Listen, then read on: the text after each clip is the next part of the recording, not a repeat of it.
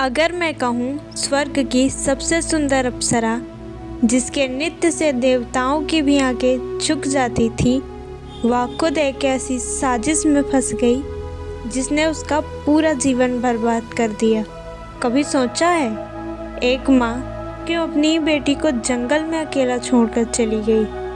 क्या सच में वो इंद्र का आदेश था, या इसके पीछे कुछ और, कुछ ऐसा जो आज तक किताबों में नहीं लिखा गया?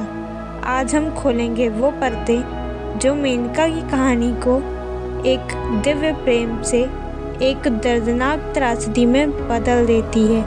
आखिर ऐसा क्या हुआ था? कौन था उसके दर्द की असली वजह? और क्यों एक प्रेम कथा एक भयानक श्राप में बदल गई? चलिए शुरू करते हैं अप्सरा मेनका की वो कहानी जो अक्सर सुनाई नहीं जाती। स्वर्गलोक, जहाँ नित्य संगीत और दिव्यता बसती है, वहाँ रहती थी अप्सरा मेनका, जिसके कदमों से कमल खिलते थे, जिसकी मुस्कान से इंद्रलोक में प्रकाश फैल जाता था। लेकिन सुंदरता कभी कभी अभिशाप भी बन जाती है।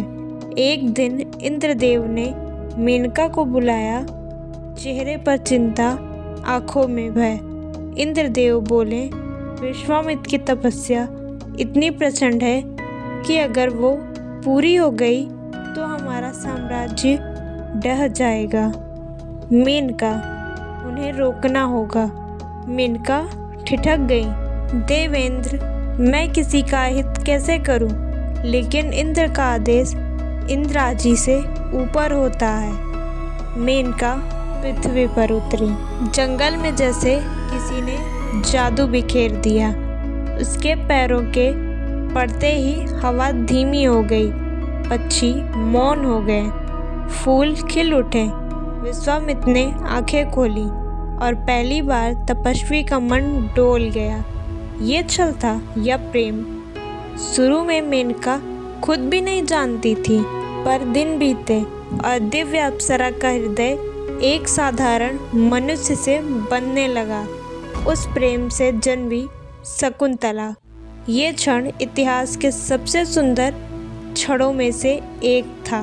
पर स्वर्ग का हर रहस्य चिरकाल तक छिपा नहीं रहता। एक दिन विश्वामित्र को सच पता चला। मेनका को इंद्र ने सिर्फ उनकी तपस्या भंग करने के लिए भेजा था।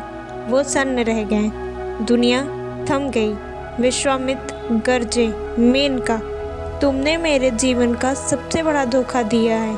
हमारा प्रेम सब छल था। मेनका रो पड़ी, ये छल नहीं था, मैं सच में आपसे। पर विश्वामित्र का क्रोध पहाड़ बन चुका था। तपस्या भंग होने की आग उनके प्रेम को निगल चुकी थी और उसी गलतफहमी में उन्होंने मेनका को श्राप दे दिया। जाओ, जैसे तुमने मेरे हृदय को जड़ बना दिया, वैसे ही तुम भी सारी भावनाओं से रहित एक पत्थर समान जीवन जियोगी। मेनका टूट गई, लेकिन श्राप वापस नहीं लिया जा सकता था। भावनाओं से रहित जीवन मेनका जानती थी, अगर वो रही तो शकुंतला को भी नुकसान होगा। वो अपने ही आंसू छुपाती हुई आकाश की ओर लौट गई। उसने अपनी बेटी को पीछे छोड़ दिया। शकुंतला को ऋषि कण्व ने पाला, एक माँ का दर्द जिसे शब्दों में बांधना असंभव है। आज भी कहा जाता है मेनका दोषी नहीं थी, वह सिर्फ एक कठपुतली थी। देवताओं की राजनीति में उसका प्रेम सच्चा था, उसके आंसू सच्चे थे, उसका दर्द अनंत था। लेकिन इतिहास ने विश्वामित्र को ऋषि का दर्जा दिया और मेनका को वह इंसाफ कभी नहीं मिला जिसकी वह हकदार थी। आपके हिसाब से मेनका दोषी थी या नहीं?